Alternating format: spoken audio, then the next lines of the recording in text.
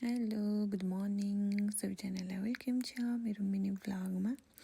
हजुर सबैजना सन्चै हुनुहुन्छ होला। म पनि एकदम ठिक छु। आज म धेरै पछि हजुरहरूमा आज उपस्थिति भइसकेको छु।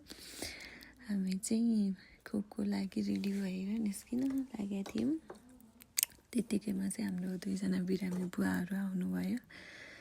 सर चाहिँ उहाँलाई हेरेर निस्किन लाग्नु भएको थियो। म चाहिँ खोप रेडी बनाएर बाहिर निस्केँ। यो खोपको बारेमा चाहिँ हजुरहरू सबैजनालाई थाहा नै छ होला हैन। यदि थाहा छैन भने चाहिँ प्लिज, यो चाहिँ 10 देखि 14 वर्षको बच्चाहरूलाई लगाइन्छ। यो चाहिँ बालिकाहरूलाई हैन। यो एचपिभी खोप चाहिँ हाम्रो पाठेघरको मुखको क्यान्सरबाट बस्नको लागि लगाइन्छ। यो चाहिँ एकदम इम्पोर्टेन्ट भ्याक्सिन हो।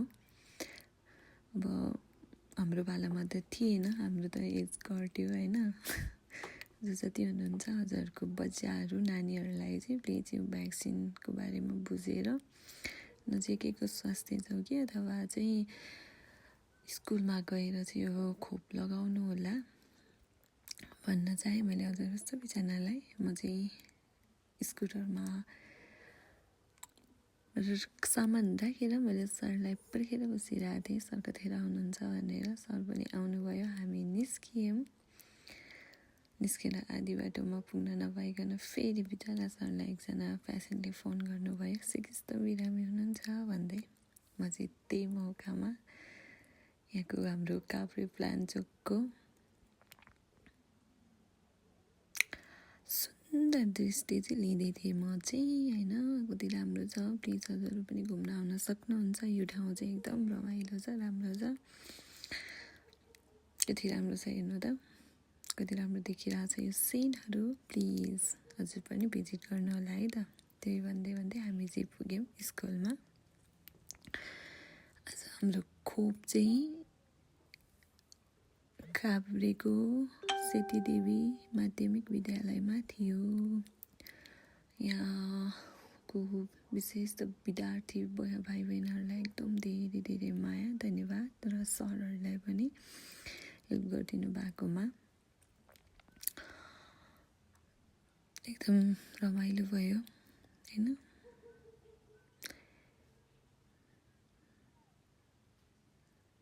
यो खोप चाहिँ हजुरले प्लिज नलगाइ नहुने खोप हो यो चाहिँ हैन। अहिले पाठेघरको क्यान्सर प्रायः जस्तो धेरै महिलाहरूलाई हुने गर्छ यो चाहिँ हैन। योबाट बच्नको लागि चाहिँ यो खोप नलगाइ नहुने कुरा हो। त्यही भएर लगाउनुहोस्।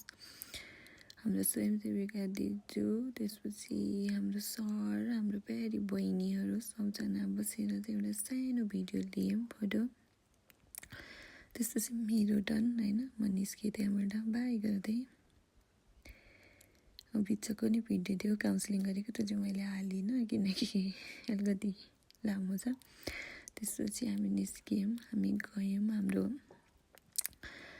चौबा सामुदायिक स्वास्थ्य एकाइमा। यो चाहिँ हाम्रो नयाँ भवन सरले हामीलाई देखाउनको लागि चाहिँ लिएर गइराख्नु भएको थियो। अझ यो फेन्सिङ हुन चाहिँ बाँकी नै रहेछ। हामी गएर हेऱ्यौँ किनकि हामी अलि पछि आउँछौँ नि त।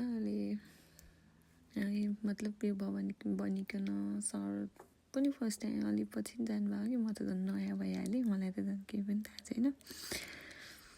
त्यही पनि हामी गयौँ, सबै हेऱ्यौँ कस्तो राम्रो भवन बनाएको थियो हैन। रमाइलो छ। स्टाफ रुमहरू हैन, कति राम्रो छ। कुरै नगरौँ।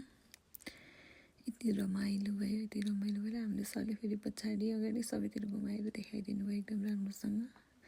त्यसपछि हामी खोप भ्याएर हामी चाहिँ आयौँ हेडपोस्टतिर। कस्तो राम्रो छ कि सल्लो गाडी हैन, सल्लो कति राम्रो सिन। हस् धन्यवाद, बाई।